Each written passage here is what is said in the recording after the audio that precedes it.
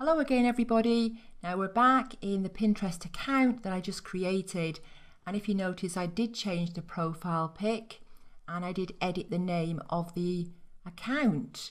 So now we're going to go ahead and create some boards. Now this is where you need to get a little bit creative. Just going to bring something up on screen. I'm also going to give you this in a downloadable PDF.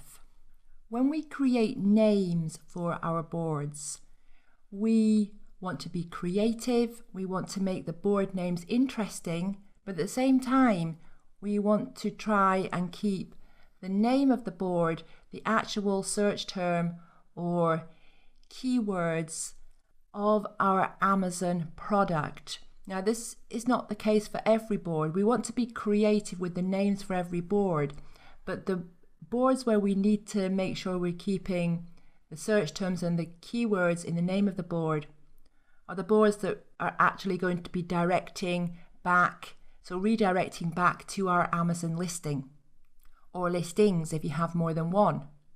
So I want to show you what I mean by being a bit creative. Let's say, for example, your product is a newborn baby gift. It would be okay to call that board Newborn Baby Gifts, but it'd be much better to call the board something like Special Gifts for Newborn Babies, Special Gifts for Special Newborns, Precious Newborn Baby Gifts, something along those lines.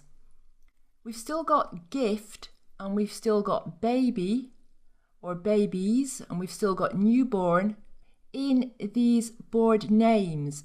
Now this second name here doesn't have the word baby in it, but it does have the word newborn and it does have the word gifts. It doesn't matter if it's singular or plural, by the way.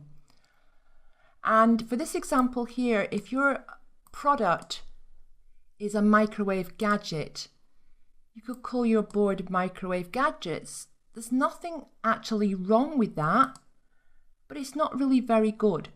It's not very interesting, it's not very appealing. It'd be much better to say microwaving gadgets for busy mums or gadgets to make the most of your microwave. Now, the reason I've put mums here is because 70% of Pinterest users are women, and the Pinterest age bracket would make a lot of these users mums of children who are still living at home. But if, for example, 70% of Pinterest users were men, I would probably call this board something like microwaving gadgets for the busy household or for busy families, something like that. And you could still create a board like that. And then this one here, if your product was a cat toy, instead of just calling your board cat toys, you could call it fun playtime toys for cats, quality toys for clever cats. Much more appealing than just cat toys. And the last example I've got here, if your product is a wine accessory, instead of calling the board wine accessories, could call it wine accessories for all occasions, smart accessories for wine drinkers, wine accessories for the discerning waiter. And in fact, this could be two boards because there could be one board specifically for waiters and one board for all occasions. So hopefully you're getting the idea, and as I say, I'm going to give you this on a PDF. You can download the PDF. So once you've given your board a name, you need to give your board a description. And again, in the description, you want to try and use the keyword or the search term, the main one, or some. In fact, you can use more than one for your Amazon product listing. Now, if you've created your own listing, and if you took my other Amazon course here on Udemy, if you're enrolled in that, then you will know a lot about this. But if not, just go to your Amazon listing and look at the titles and the descriptions and just write something based on that. And then choose your category from the drop-down box. Now for this category, I'm just going to choose food and drink. Secret, no, you don't want your board to be secret, so leave that as no.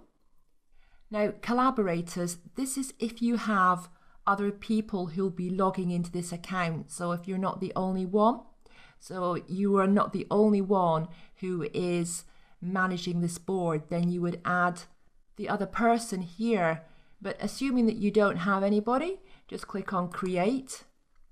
And to create your next board, just click on your profile image and click here to create a board.